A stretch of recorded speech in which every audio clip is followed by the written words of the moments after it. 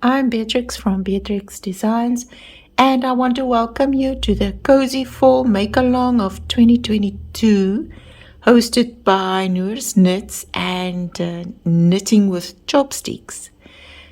This is the start of the third week of this Make-Along, and I'm sure that you know all about it by now. But if not, please go back to my blog tutorial on my website and read all about it. The main purpose of this make-along is not only to make squares and blankets to donate, but also to raise money for childhood cancer, which is a cause that is very close to the hearts of the organizers. This is done by means of selling patterns of specially designed squares, and you can buy it as bundles of 20 in either knitting, crochet, or Tunisian crochet. And you can even purchase all of these crafts, all three of them, as a pattern bundle of 60 different patterns. The designers all around the world collaborated to design these squares, and I'm privileged to be asked by Noreen from Noors Knit to participate in this year's collaboration. So I designed two patterns. The first has already featured on the 6th, and it is called the Lacy Cable Block. It was square number 4. But today's square is number 16, and it is called the Chained Hearts Block. It is done in Tunisian cables, and we'll use Tunisian knit and Tunisian pull stitches. I decided on this design as the Chained Hearts has many significance, and I think if we chain our hearts together and join in to be part of this initiative, that we can make a difference in so many children's lives and their hearts as well.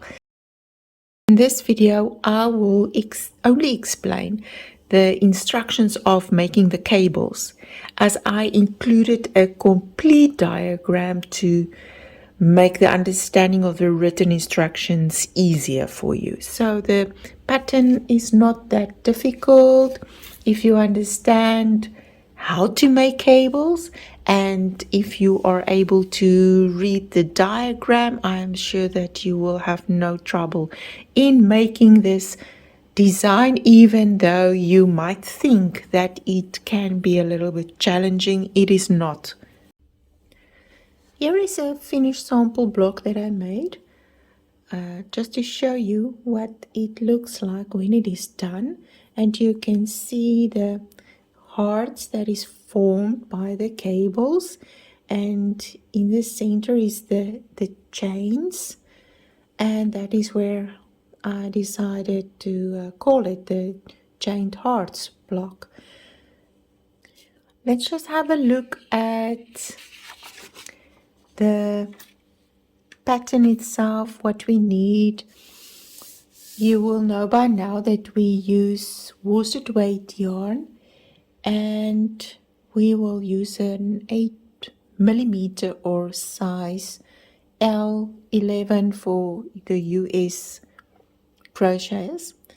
You just use the simple standard Tunisian hook, but if you want to use a hook with a cable on the end, if you are comfortable working with that, it is fine, but that will be too big, too long for this block, as the size of the block is only 20 by 20 centimeters or 8 by 8 inches. So standard Tunisian hook is perfect for this pattern. We will also use a cable needle. You will need that. If you do not have a cable needle, it is no problem, as a conventional crochet hook like this will be perfect to make the the cables, I will show you how to use two different methods in making the cables, using a cable needle or your conventional crochet hook.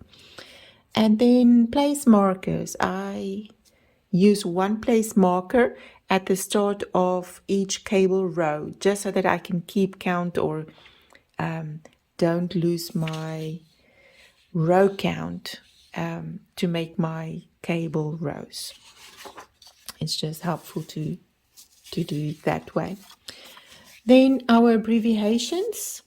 We will look specifically at the first two abbreviations, C2F and C2B. At the special stitches, this is where it is explained, and I will demonstrate these two cables to you. The one will be a cable to the front and the other one will be a cable to the back.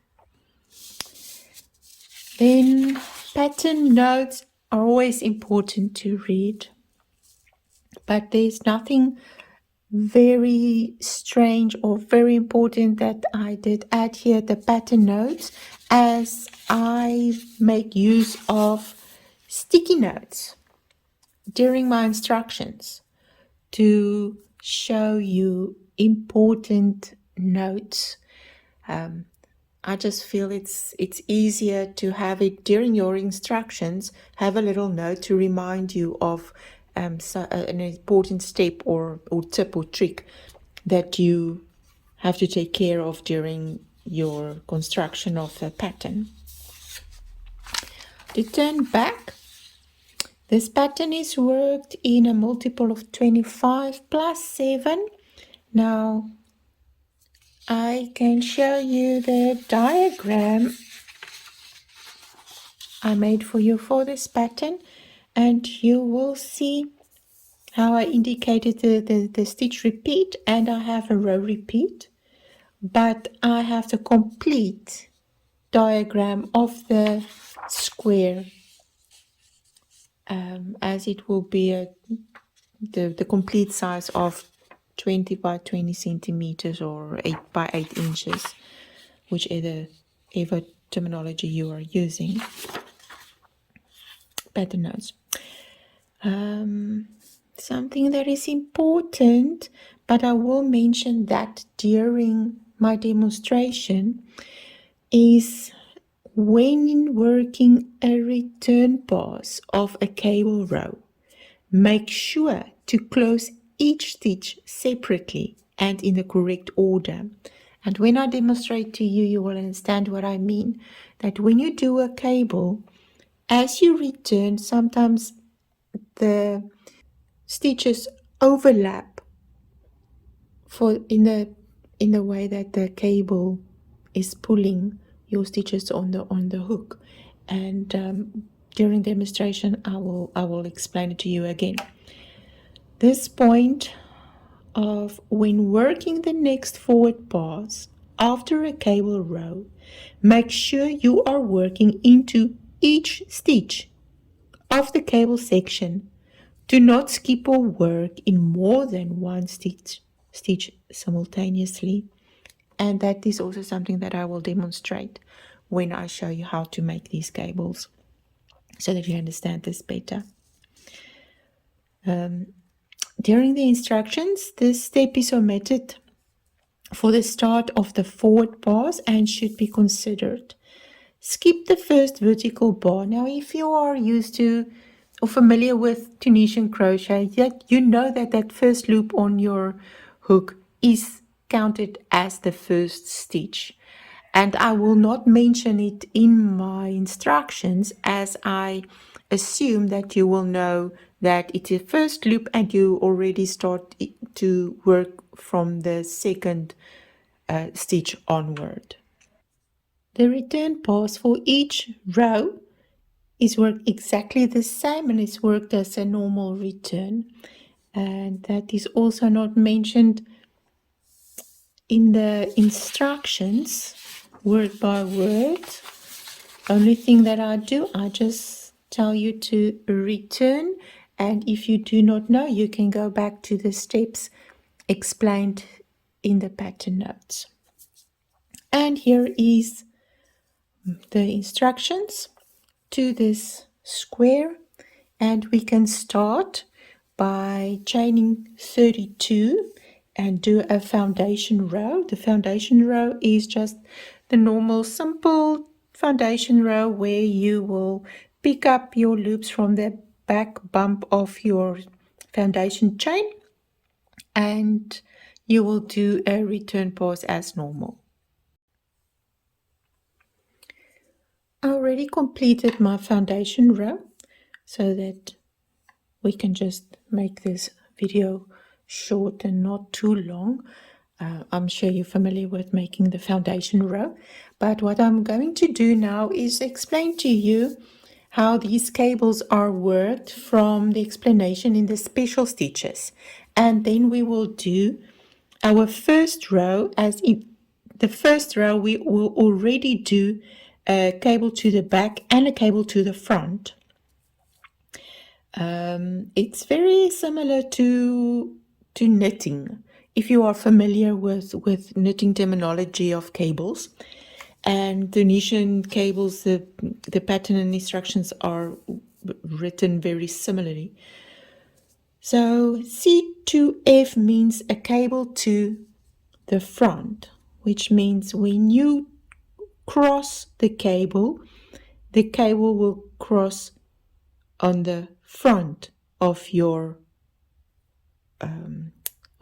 work. Work next 2 stitches and slip them to the cable needle while holding to the front. Work next 2 stitches, then place the 2 stitches from the cable needle back onto the hook. The kind of stitch you will work these cables will be indicated in the instructions. This just means will you work in a Tunisian simple stitch, knit stitch, pole stitch, whichever stitch type you are working in. I will indicate that in the instructions. Then a C2B, a cable to the back, work the next 2 stitches and slip them to the cable needle just as you will do, or just as you do with the front cable. And while you're holding to the back, you work the next 2 stitches. Then you place the 2 stitches from the cable needle back onto the hook. Let's start with row 1. We will do 7 Tunisian pole stitches. Now, if you're not familiar in making Tunisian pole stitches or even the Tunisian knit stitch that will be used in this pattern, I do have videos on my YouTube channel of all the basic stitches, so please just go and look at those videos. I share a lot of tips and tricks around each stitch type as well, but for now we will just make 7 Tunisian pole stitches, and this is the way that I make them. I'm going quite fast as I assume you can make those stitches, but if not, as I said, you can watch my videos on these stitch types. I have 2, 4, 6. We need 7 pole stitches, and then we will go onto the cable. Now I will use a knitter's cable needle for making cables. As I mentioned before, you can also use your conventional crochet hook if you do not have a cable needle. What I will do next is cable to the back in Tunisian knit stitch. So I will do 2 stitches in Tunisian knit. Then I will place these 2 on my cable needle. Now I will insert it from the front. This is just my method. There are so many methods of making cables, but this This method I found is the easiest, especially for beginners. When I have these 2 stitches on my needle, I'm keeping it to the back of my work, as the instructions say that I need to cable 2 to the back. So I'm keeping it at the back. Then I will work the next 2 stitches also in Tunisian knit. Then I will just bring these 2 stitches on the cable needle and I will slip them back onto my hook. And there is my first cable. The cable went to the back, around to the back, because the instructions explain that a cable to the back means the stitches that you have on the cable needle needs to be held on to the back when I do when I work the next stitches of the cable before I slip those 2 back onto the hook itself. When I did 2 cables to the back, I will do another 2. Now, if I show you on our sample, when I do the cable to the back, it will slant to the right. So it's a cable that actually crosses to the right. Another method of writing a cable is to explain that the cable crossed to the right or to the left. So this will be the first cable slanting to the right, and then we will work another 2 which will which will start to create the chain in the center of the heart, and that will also slant to the right. Then the next after that we will do 2 cables separately which will slant to the left, and that is when we keep the cable stitches on the cable needle on the front of the work. So let's do the second cable to the back. I will knit 2 stitches, slip them onto my cable needle, keep it to the back, knit the next 2 stitches, and then I will slip these 2 on the cable needle back onto the hook. And there are 2 cables done, both slanting or crossing to the right, but the stitches on the cable was kept to the back of the work. Then we will make cable 2 to the front and another cable 2 to front.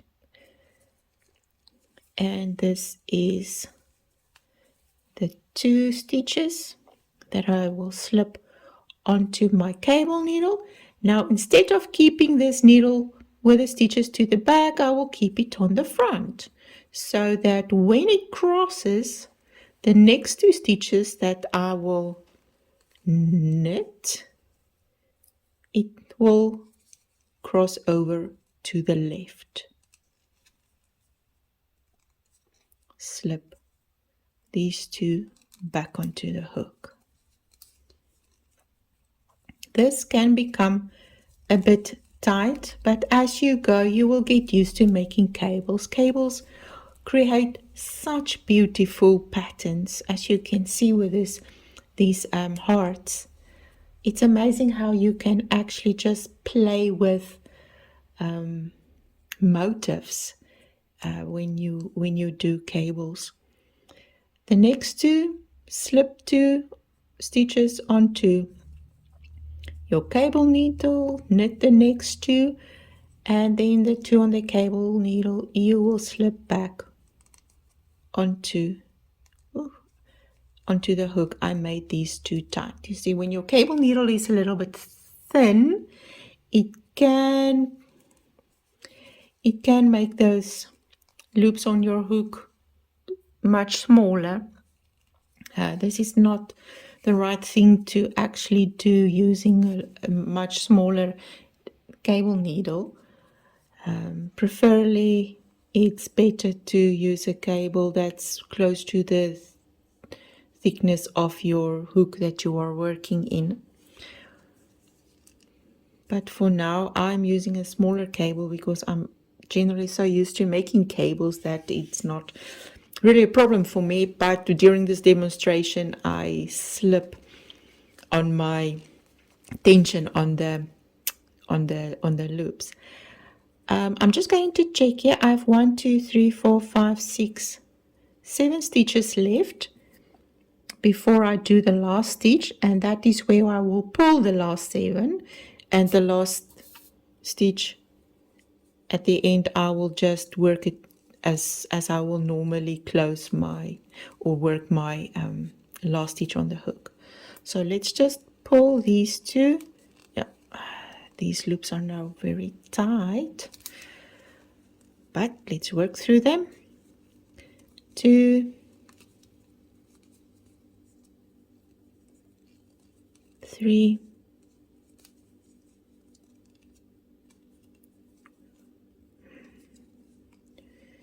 3, 4, 5, 6, 7, working the last stitch. All right, you can remember in the pattern notes I mentioned when you do return that you have to be careful when you work or the return on the cables. Now let's get to that. First we will close, make a chain on the first stitch, and then work them 2, 2 together so that each loop that you slip from the hook is closed with a chain that links them. That is a Tunisian crochet. Working chain stitches on your return pass, interlocking each loop that was on your hook. That's basically it. Now here is my first cable that I work, and I will just go slow, working each loop separately like this, just to make sure that I don't accidentally pull my hook through more than one loop. And sometimes it happens that these loops overlap, and what I do, I just turn it to the back to see, are they separated and not overlapping. I just want to show you what it looks like when they overlap. It sometimes looks like this, and it confuses you. So I just turn my work to the back, separate those two loops, and then I carefully work them one by one. Here I come to the next one. There's the first loop and the second one. My first loop that makes a chain, and the one that I drop from the hook. When you work cables, what you will find is that you will pull a lot on your work to open up the loops, because cables tend to pull your work together a lot. You will also find that when you work a cable, when you would work a general block in knit stitch or simple stitch, it will have a certain width, but as soon as you work cables, it will bring that block, the stitches, so much smaller that that is just a general thing from cables. And there I've worked all 4 cables. We actually did 4. There's the first one, the second one, which crossed to the right, the third and the fourth cross to the left as I held the cable stitches on the cable needle to the front, and then I will just close the last few stitches, the pull stitches.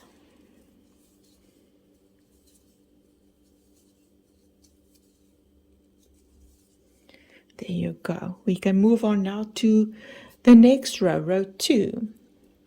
And during this one, I will use my conventional hook to show you how you can make your cables with using your conventional hook.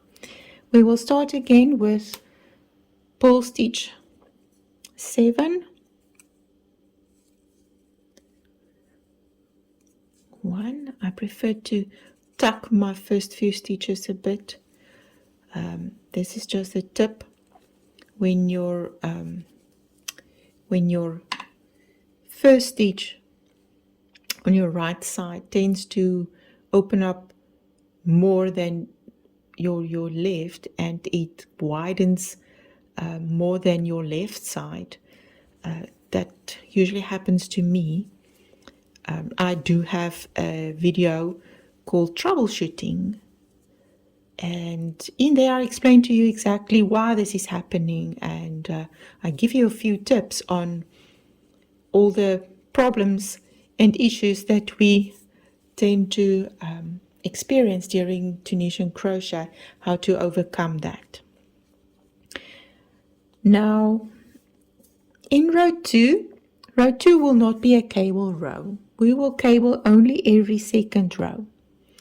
So in row 2, I will just work the pattern, but be careful, because you can see as my cable was worked in knit stitch for the first 2 that was on the needle, and then the second 2 that created the complete cable, I will now only knit stitch the first 2 stitches of this cable, but I will pull stitch the next 2. That is just part of this design, the motive to create the knit stitch that will stand out from the pull stitch, which will be giving the contrast for this cable motif. Now, during your first forward pass after you did a cable row, it is important to also make sure that you find each stitch and work them correctly, as it overlaps so much.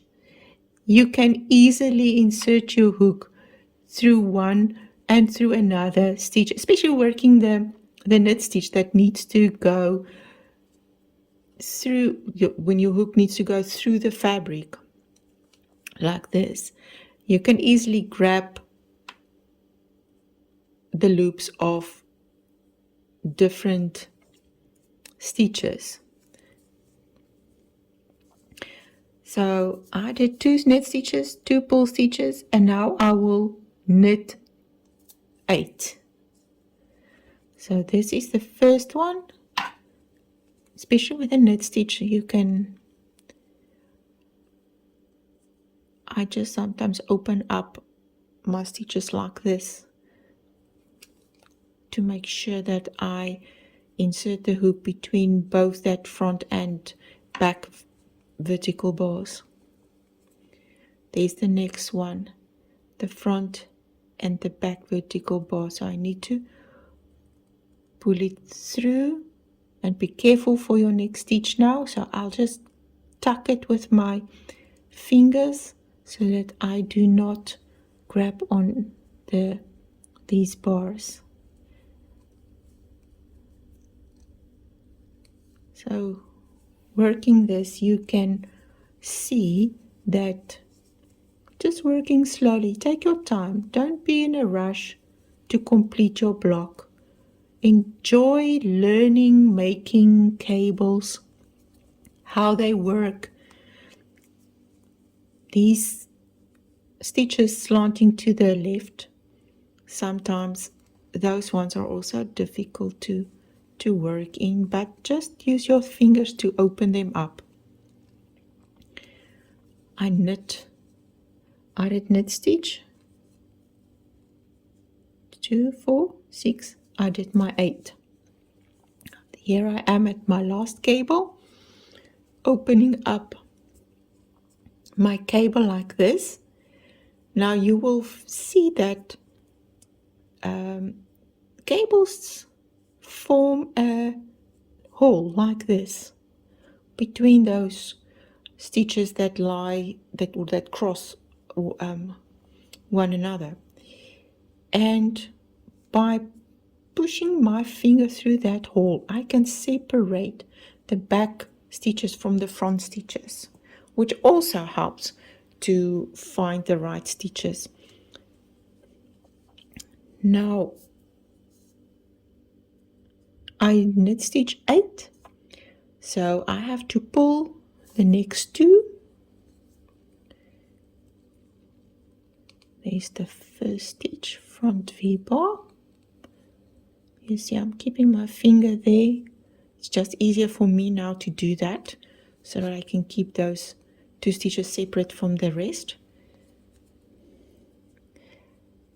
Now I will knit the next 2. 1, 2, and then I will pull the next 7.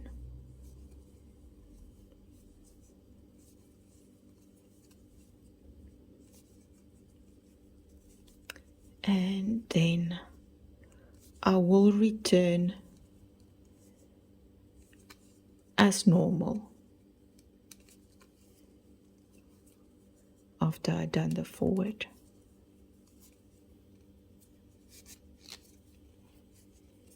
Let's return. If you find, just a tip, if you find that your left side the stitches are a little bit bigger and then your squares tend to, or even any project, tend to be wobbly or bigger on your left side, then you have to just tuck a bit on that first chain that you make on your return.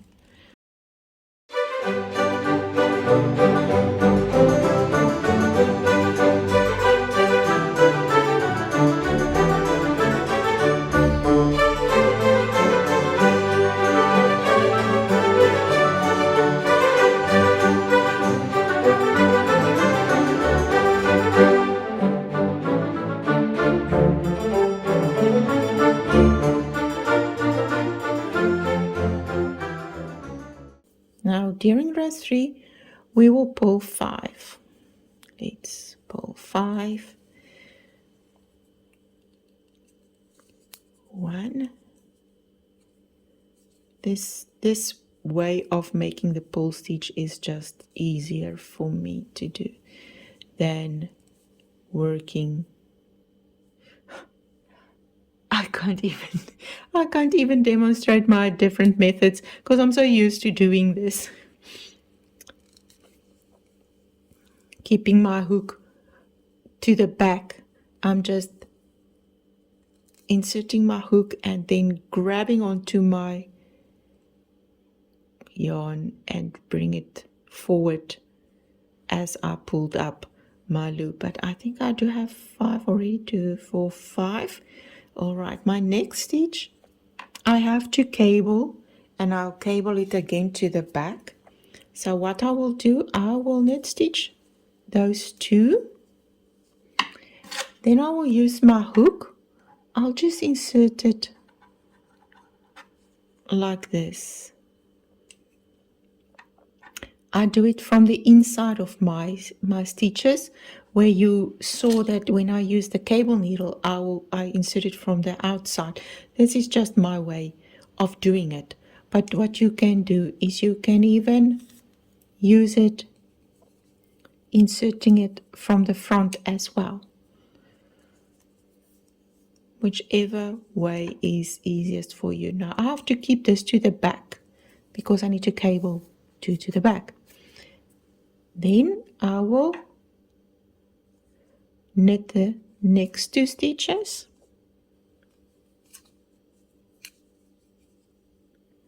And I will just bring those 2 on my hook to the front and slip it onto my Tunisian hook. And there's another cable. Can you see the cable forming, how it slants and create this section of the bottom heart? I will pull my next 2 stitches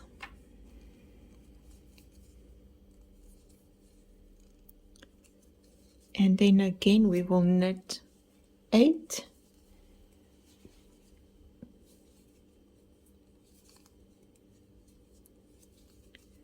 2, 4, 5, 6, 7 and 8.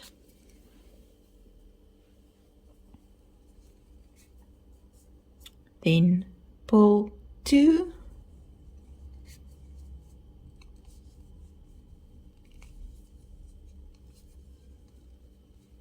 pull 2, cable 2 to the front. So these 2 I will knit, use my hook from the front or the back. I just grabbed it with my left hand, so it's now easier for me to insert it from the front. Keep it to the front because we have to cable to the front. And then I will knit the next 2. Now I'm holding my hook a bit while I'm working the next knit stitches because you can easily slip from my stitches, as your cable needle have this bend here which help to hold on to or hang on to your stitches, which makes it easier. So that's a difference. If you can invest in a cable needle, if you're interested in working more Tunisian cables, I think it's a very, very good investment that you can make. And try out a few. I even have this one, which is a complete bend. And sometimes I find working with this one easier. Sometimes I just prefer this one with a slight bend. But you can play around with that as well and find the one that's best for you. Row 3. All right, we should have 5 stitches left that we will pull. 1, 2, 3, 4, 5, and then work the last stitch on this row. 1, 2, 3, 4 and 5, working that last stitch, and there's my first 3 rows of this chained cable pattern.